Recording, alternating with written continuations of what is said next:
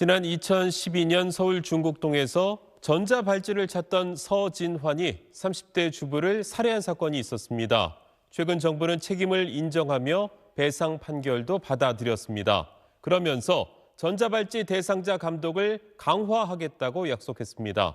현실은 어떤지 강민우 기자가 보호관찰 활동을 동행 취재했습니다.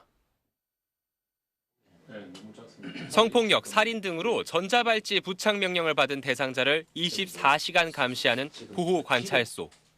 실시간 동선을 주시하며 특이사항 여부를 확인합니다. 멀리 가셨네요. 언제쯤 들어와요? 이렇게 날이 어두워지면 보호관찰관들은 더욱 바빠집니다. 범죄예방팀 당직 총 4명이 관할 내 81명의 전자감독 대상자를 밤새 지켜봐야 하기 때문입니다. 음주 금지 대상자의 위치가 유흥가 한 주점으로 나타나자 즉시 출동해 음주 측정을 합니다. 포차에 나올 겁니다. 얼마나 앉아있어요? 한 20분요. 커피 한 잔 먹고. 0.000이네. 네. 안 먹어요. 아이고. 안 먹어요. 네. 이때 미성년자 대상 성범죄로 1대1 전자감독 대상이 된 사람이 갑자기 집 밖으로 나온 게 휴대전화 위치 추적 앱에 감지됐습니다. 집이 여기거든요. 잠깐 식사하고 바로 집으로 귀가. 이번엔 주거침입 성폭행으로 심야 외출이 제한된 대상자가 아직 술집에 있는 게 확인됐습니다. 귀가 제한 시간은 밤 11시. 11시가 얼마 남지 않은 상황입니다. 그래서 보호관찰관들이 근처에 대기하면서 이제 귀가 상황을 지켜보고 있습니다. 57분에 딱 들어갔네.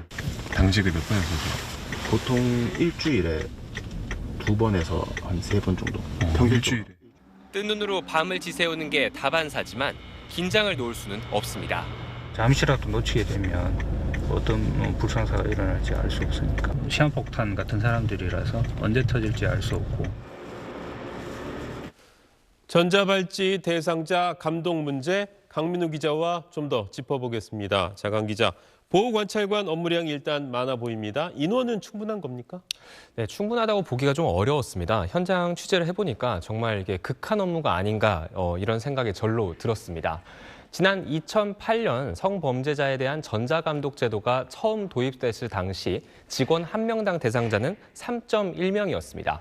이어 살인, 강도 등 강력범죄가 추가됐고 2020년부터는 모든 가석방 대상자까지로 감독 범위가 확대되면서 올 1월 기준 1인당 관리 인원은 17.5명에 달합니다.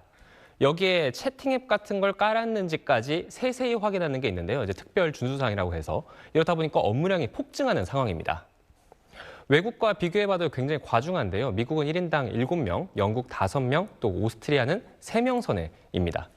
지금도 업무량이 많은데 정부는 감독을 더 강화하겠다는 방침이죠? 네, 그렇습니다. 우선은 이제 지난해 신당역 살인 사건 뒤에 한동훈 법무부 장관은 스토킹 범죄자에게도 전자발찌를 채우고 또 1대1 전자감독을 강화하겠다고 했습니다. 현재 조두순 같은 미성년자 대상 성범죄자와 재범 위험성이 높은 대상자 등 전국에서 75명이 1대1 감독을 받고 있습니다.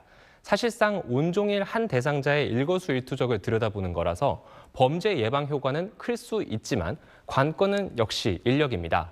전국 보호관찰관 323명 가운데 23%인 75명이 이렇게 1대1 감독에 투입되고 있는데 그만큼 다른 보호관찰관들이 감독해야 하는 대상자 수가 늘어나서 부담이 가중될 수밖에 없습니다.